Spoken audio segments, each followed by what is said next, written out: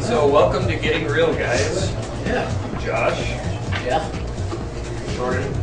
And we're going to use Dairy Queen cups to illustrate the difference between our financial status.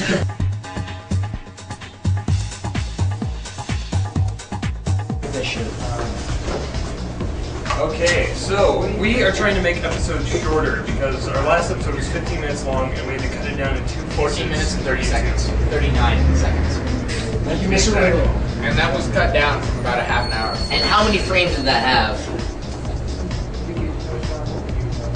I honestly don't Several think that, billion. I honestly don't And how many think kilohertz was audio? 4. you know, I don't think many people actually know. I don't even know what that means. Whatever. In terms Okay. of kilohertz, I don't know. So we're gonna cut to the chase here. We're working on a new intro sequence because we really don't have one yet, except for the one about buying beer. No, it won't be. It won't be. But it might be on the next one. So Just there maybe you you go. better keep All right, watching. today we've got Watchmen and Halo Wars to review. Is that our idea for cliffhanger? Yeah. It might be on the next episode, so watch You it. might want to look forward to it. Exactly.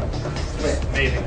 well, if you're interested in this random stuff, Which, if you're watching, you probably are. So here is the Halo Wars review. What was that company that always... For the few among you who don't have it yet, Halo Wars is a real-time strategy game made to help keep the Halo series alive. But for what may seem like a sloppy attempt to make more money, it's actually another example of Bungie's high standards. I absolutely loathe real-time strategy games. I find them excessively boring. But Halo Wars is the complete opposite. So much that I lost track of time playing it. But for all the time they put into this, they could have at least made the camera a lot easier to use. It was tug on your hair frustrating to try and select enemies to target thanks to an awkward control scheme. This could have easily been solved by making a PC version so we could just comfortably use a mouse, but no, it's an Xbox exclusive. Despite how much better it could have been if it were on PC, or if the camera worked the same way as in Halo 3's Forge mode, you can still get used to it after playing for a while. This complaint is by no means enough for you to decide not to get the game, however.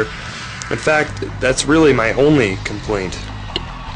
As for graphics, the cutscenes are beautiful, as you can see for yourself. There's really no other way to put it. The graphics in-game aren't bad either. Everything is full animation and physics, which makes it that much more immersive. As for gameplay itself, it's pretty much exactly what you'd expect. Build a base, get steady resources, make troops, upgrade a base, get more upgrades for troops, get vehicles, then go get yourself another base by force. Yet, I've always found RTSs to put me to sleep faster than elevator music, but not with Halo Wars. I know, it's not just because I'm a Halo fanboy, but because there's just a formula about this game that works.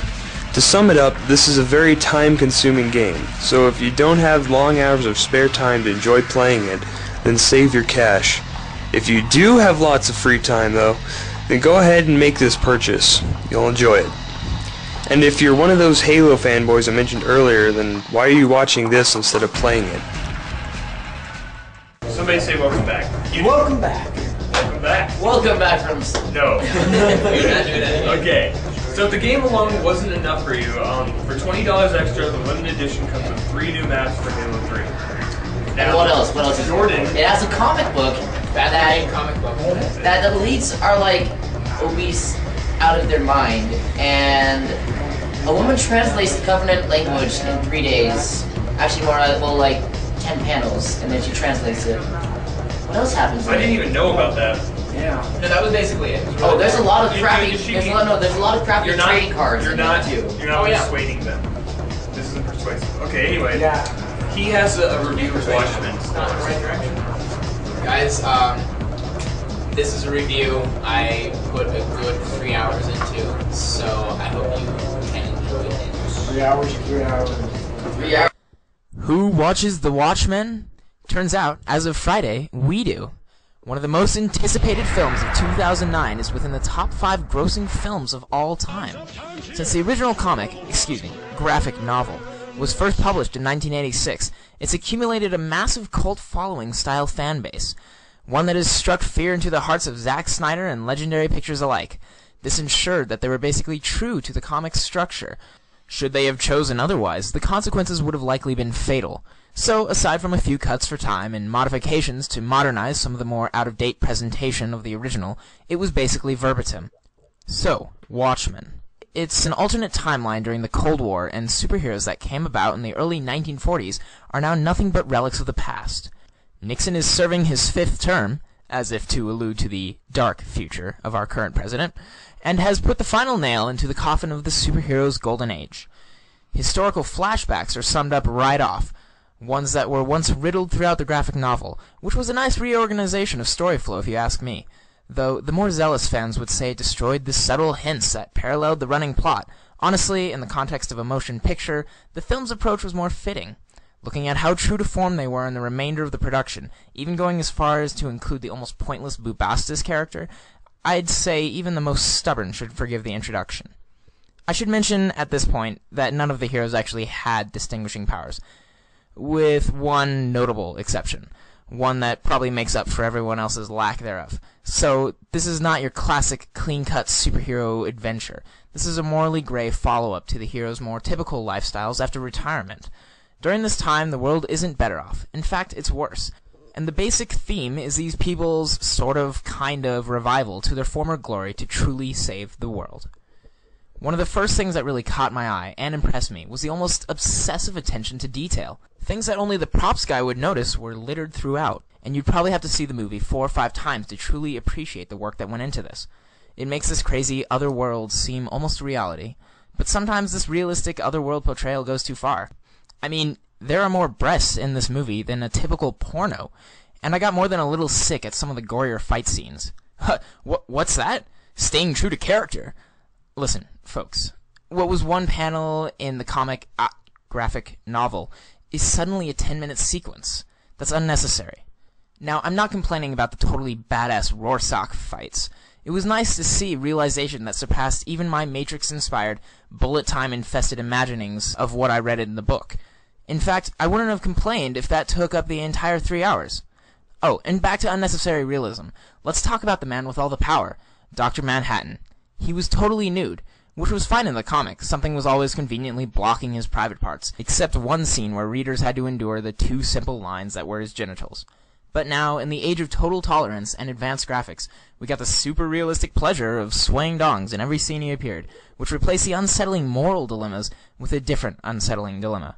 And talking about unsettling, when we see a sex scene, we don't need to be there experiencing it with the couple. Close-ups are generally a hallmark of porn, and not of an epic, professional movie.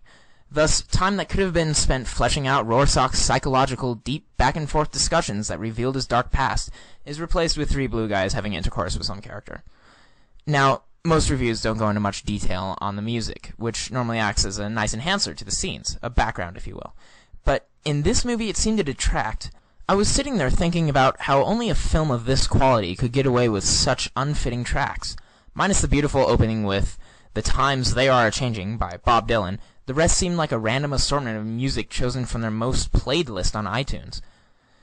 Well, guys, that's all I can say, or criticize at least. It was a really good film, but I'm not here to praise it. If I was, my review would have been longer than the movie itself. So I recommend that you go out and watch The Watchmen. It's amazing. It'll make you rethink your basic morals and duties of a hero, as well as your standards of awesome. 9 out of 10, guys, but only because I'm stubborn and saving 10 for some unrealistic future god film.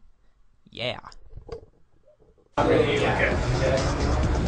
Well, guys, I hope you have a better understanding of Watchmen and why you should go out and watch it, like, tonight or right now. Even if you're, like, in school or playing with your child. In which case, you shouldn't be watching this. With your child, you should just cut down everything and go watch Watchmen.